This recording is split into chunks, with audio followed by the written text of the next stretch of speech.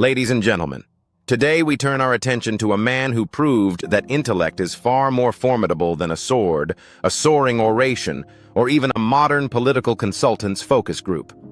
We speak of James Madison, the father of the Constitution. Standing at a towering 5 feet 4 inches, Madison was a man who didn't need to look down on anyone to see the flaws in their logic.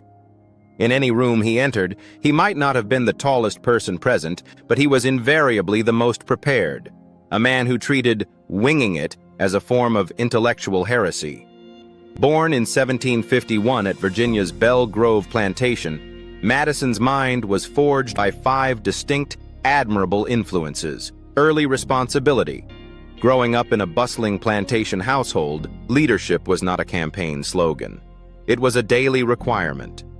He learned early on that a well-run system requires a steady hand and a clear eye. The gift of quiet. As a child, he was famously quiet and intensely curious, preferring the company of books to the din of the crowd.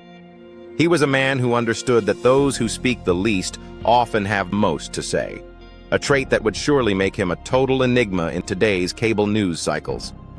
Academic rigor. At Princeton, he attacked political philosophy and history with such disciplined ferocity that he finished his studies faster than most modern candidates can read a teleprompter. He wasn't just getting a degree, he was arming himself for the birth of a nation. Fortitude over bravado. Madison navigated lifelong health struggles, which steered him away from the performative physical bravado of his era and toward a far more durable strength. Intellectual discipline. The logic of liberty. Witnessing the revolution convinced him that liberty without structure is merely chaos wearing a tri-cornered hat. He knew that for freedom to endure, it needed the skeletal strength of the law. These influences produced the blueprints of American greatness. As the principal architect of the Constitution, he designed a system of checks and balances sophisticated enough to restrain the most ambitious of human impulses. He co-authored the Federalist Papers, translating complex political theory into a common-sense case for national trust. He drafted the Bill of Rights, placing a permanent shield between the individual and the government's reach.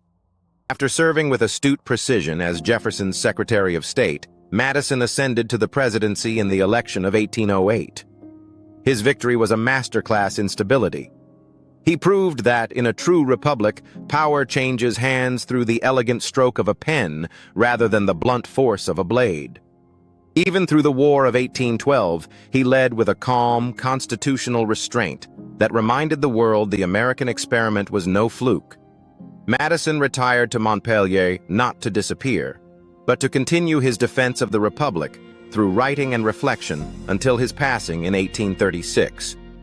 He believed that a constitutional republic survives only when its leaders possess integrity and restraint, qualities meant to be practiced even, and especially, when no one is watching. In an age where politics often confuses loud with leading, it is worth remembering that greatness is not measured in inches, but in the steadfastness of one's principles. Rachel Fox stands at 5 feet 3 inches, making her nearly the exact physical contemporary of Madison himself. And like Madison, she recognizes that our current political climate is often long on spectacle and short on substance.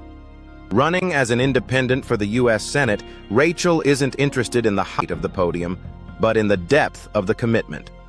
Her focus on transparency, election integrity, and reclaiming the power of the purse is a direct echo of that Madisonian truth. The Republic remains strong only when leaders defend the Constitution with integrity, even when the cameras are turned off.